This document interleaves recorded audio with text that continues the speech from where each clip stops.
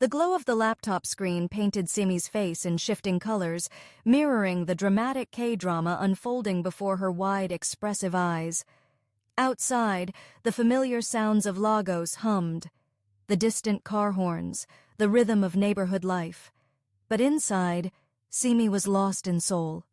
Posters of BTS, Blackpink, and countless actors covered nearly every inch of her bedroom walls, vibrant splashes of color against the warm Nigerian night. For years, Korea had been more than just a place on a map. It was a vibrant, pulsing world she desperately wanted to step into. The food, the fashion, the music, the captivating stories that felt so different, yet somehow universal. She practiced Korean phrases whispered from online tutorials, cooked jjigae recipes that filled the house with unfamiliar, delicious scents, and dreamed of walking streets lined with cherry blossoms. It felt like a beautiful, impossible fantasy. Then the email arrived. An email shimmering with possibility, embossed with the logo of a prestigious Seoul high school, an exchange program acceptance. Her grades, the hours spent studying fueled by determination and instant coffee, had paid off in the most unbelievable way. It was a golden ticket. Tears streamed down her face, not of sadness, but of overwhelming, heart-pounding joy. Her parents, initially hesitant about their daughter traveling so far, saw the undeniable fire in her eyes and wrapped her in proud, supportive hugs. The fantasy was becoming reality. The farewell at Murtala Muhammad International Airport was a blur of tearful smiles and promises to call. Now, stepping into the vast, gleaming expanse of Incheon International Airport, Simi felt a dizzying mix of exhilaration and sheer terror. The air buzzed with a language she'd only heard through speakers. The signs were elegant Hangul script. The faces were new. It was everything she'd dreamed of, yet terrifyingly unfamiliar. Her host family, the Parks, were waiting just past customs, holding a sign with her name. Mr. and Mrs. Park greeted her with warm, slightly formal bows and kind eyes that immediately put her somewhat at ease. Their son, In-soo, a boy her age with a quiet, observant demeanor, offered a polite nod. He was, she'd learn, the class captain, smart and respected. Their home was comfortable, traditional elements blending with modern touches. Mrs. Park's cooking was a revelation, flavorful, comforting, and utterly delicious. In-soo, though reserved, was helpful, showing her the bus routes and occasionally sharing a quiet observation about school life. He mentioned his closest friend Minsun, whose family the Parks had known for years, adding a somber note about Minsun's father having passed away. Simi filed the name away, unknowingly tucking away a piece of a puzzle she hadn't yet begun to assemble. The crisp white blouse and pleated plaid skirt of the school uniform felt strange yet thrilling against her skin. Seoul High School was impressive, sprawling and modern, filled with students who moved with an easy confidence Simi envied. Taking a deep breath, she stepped into her classroom. All eyes turned towards her, a sea of curious faces. The teacher introduced her, her carefully practiced Korean introduction suddenly feeling clumsy on her tongue. Then, she was directed to her seat. Next to him, Minsun. The name clicked. In-soo's friend. He was even more striking in person than she could have imagined. Sharp features, dark hair falling perfectly across his forehead, an air of cool indifference that seemed almost deliberate. He glanced at her, a brief, unreadable flicker in his dark eyes, before turning away, his attention already elsewhere. He was popular, she quickly gathered, surrounded by whispers and admiring glances, yet he seemed utterly detached from it all. Sitting beside him felt like sitting next to a beautifully carved statue, aesthetically pleasing, but cold and unapproachable. Making things instantly more complicated was Yujin. With sharp features and an even sharper gaze, she held court with two other girls, their whispers and pointed looks making Simi's skin prickle. Simi recognized the territorial look in Yujin's eyes as she glanced towards Minsun. This was his ex-girlfriend, the one In-soo had mentioned. High school politics, it seemed, were a universal language. The initial weeks were a lonely blur. Simi excelled academically, but socially, she felt adrift. She missed the easy banter of her friends back home, the shared inside jokes, the feeling of belonging. She tried cautiously to engage Minsun. "Did you understand that math problem?" "Nice weather today, huh?" Her attempts were usually met with monosyllabic answers, a curt nod, or most often silence as he stared out the window or rested his head on his desk. Getting past him required a gentle, "Excuse me," sometimes needing a light tap on his arm when he seemed lost in thought, a brief contact that sent an unwanted jolt through her. Yujin's hostility, meanwhile, graduated from subtle glares to outright taunts, usually delivered just out of earshot of teachers. Comments about her hair, her accent, her clothes, small, sharp cuts designed to make her feel like an outsider.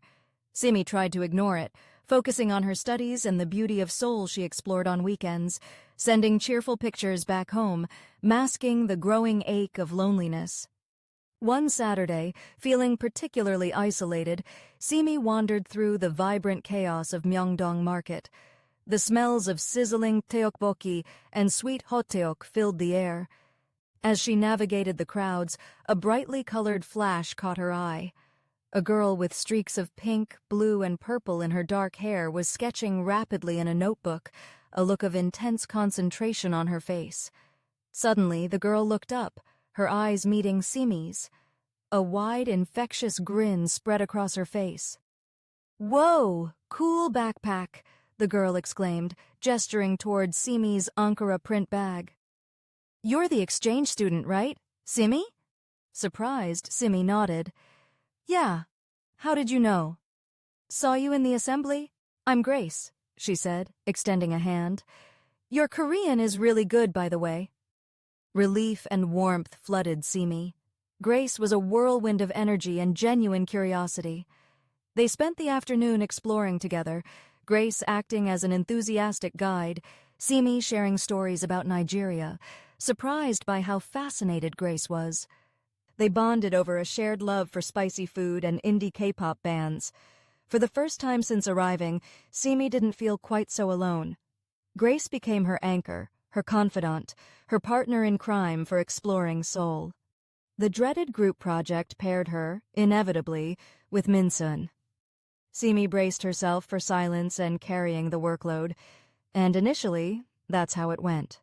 Minsun was physically present, but mentally miles away. Simi, however, was determined to get a good grade. She pushed forward, organizing their research, outlining sections. Then, during a late-night session in the nearly empty library, something shifted. Maybe it was the shared exhaustion, or maybe Simi's quiet persistence finally cracked his shell. He started offering insightful suggestions, his critiques sharp but fair. And then he started talking, really talking. About the impossible weight of his mother's expectations since his father died, the feeling that he had to be perfect to make up for the loss, the fear of disappointing everyone. He spoke of his father with a quiet reverence that made Simi's heart ache for him. "She just wants me to be the best," he murmured, staring at the textbook but seeing something else entirely. "Captain, top grades. Sometimes it feels like I'm drowning." Simi listened, offering quiet words of understanding. She shared her own pressures, the expectations of being the brilliant exchange student. In that shared vulnerability, under the quiet hum of the library lights, the walls around Minsun seemed to crumble, revealing the thoughtful, burdened young man beneath. A tentative, fragile understanding began to form between them. Their growing closeness, however subtle, did not escape Yujin's notice. Her attacks became bolder. One day, she accidentally knocked Simi's books to the floor, scattering papers everywhere. As Simi knelt to pick them up, Yujin leaned down, whispering venomously, "Stay away from him. He's mine." Just then, Minsun rounded the corner. He saw the scene. Simi on the floor, Yujin looming over her. Simi's breath caught, hoping, praying he would say something. Their eyes met. She saw a flicker of anger in his, directed at Yujin, but then... He hesitated. He looked torn, conflicted, before turning and walking away without a word. The dismissal felt like a physical blow. Simi gathered her books, her hands trembling, Yujin's mocking laughter echoing in her ears. The confusion was agonizing. Why would he be so kind in private, share his deepest fears, only to abandon her so publicly? That night, she confronted him near the school gates, her voice shaking with hurt and anger. "Minsun, why? Why didn't you say anything? You saw her!" He looked away, his jaw tight. "It's complicated, Simi. Yujin, our families." His voice trailed off. "It's not as simple as you think." "Complicated?" Simi cried, frustration boiling over. "She bullies me, and you walk away. How is that complicated? 1 minute you're kind, the next you act like I don't exist. Make it make sense." He finally met her gaze, his own eyes filled with a frustration that mirrored hers. "I told you, you don't know her. Getting involved just makes it worse." He turned abruptly. "It's not my problem." The words, cold and final, hung in the air as he walked away, leaving Simi shivering, though not from the evening. The beach trip was a mixed bag. Simi clung to Grace, their laughter a shield against the awkwardness radiating from Minsun and the daggers Yujin shot her way. On the return journey, as Simi and Grace shared headphones, Minsun suddenly appeared, asking Grace to switch seats. Now, beside Simi, the silence stretched, thick and uncomfortable. "Why so quiet?" he asked eventually, pulling her earbud out. Simi snapped, the hurt and confusion bubbling up. "What do you want me to say? Why are you so confusing?" He leaned in, a ghost of a smirk playing on his lips. "Are you jealous, Simi?" The question stunned her into silence. Before she could formulate a reply, he'd put his own headphones on, closed his eyes, and feigned sleep, leaving her reeling. Junho's birthday party was a lavish affair at a poolside venue. Music pulsed, fairy lights twinkled, and students laughed, holding glasses of sparkling juice and wine. Simi, trying to enjoy herself with Grace, felt a presence behind her. It was Yujin, holding a glass of dark soda. With a sickeningly sweet smile, she tripped, sending the entire contents cascading down the front of Simi's carefully chosen white dress. "Oops! Oh my gosh, Simi, I am so sorry. Total accident," Yujin exclaimed, her eyes gleaming with malice. Mortified, Simi stared down at the spreading brown stain. Gasps rippled through the nearby crowd. Before Simi could fully react, Grace was pulling her away towards the restrooms, muttering furious words about Yujin under her breath. As they hurried off, Simi glanced back just in time to see Minsun confronting Yujin. His stance was rigid, his face thunderous. Though she couldn't hear, she saw Yujin flinch, then storm away in a huff. Inside the restroom, as Grace gently dabbed at the stain, Simi felt a mix of embarrassment and a strange flicker of hope. Later, Grace relayed Minsun's exact words, delivered with quiet fury. "Yujin, if you ever touch my girl again, I swear you'll regret it." "My girl." The possessive, protective phrase sent a dizzying warmth through Simi, chasing away the chill of the spilled drink. That same night, after the party, Simi was trying to study, Minsun's words echoing in her mind, when a knock came at her bedroom door. It was Minsun, looking hesitant but determined. "Can I come in?"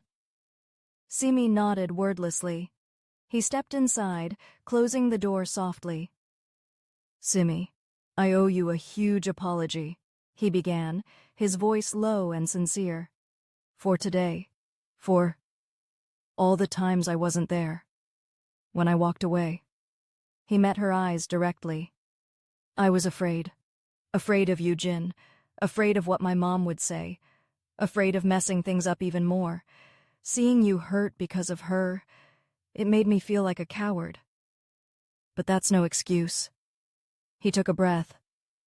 "You're strong and kind, and you deserve better. You make me want to be better." He looked down. "I missed you, Simi. A lot." Simi felt the knot of confusion in her chest loosen. "I missed you too," she admitted softly. "But why did you ignore me?" "Fear," he said simply. And confusion. But I'm done being afraid. He gestured towards the window. Come with me? He led her outside. The air was crisp and cold, and then she saw them. Tiny white flakes drifting down, dusting the streetlights and rooftops in a soft blanket. Snow? She whispered, mesmerized, holding out her palm as a delicate flake landed, melting instantly. It was the first time. Minsun watched her, his face illuminated by a rare, completely open smile. First snow of the year, he said. The next moment, a soft snowball hit Simi's arm.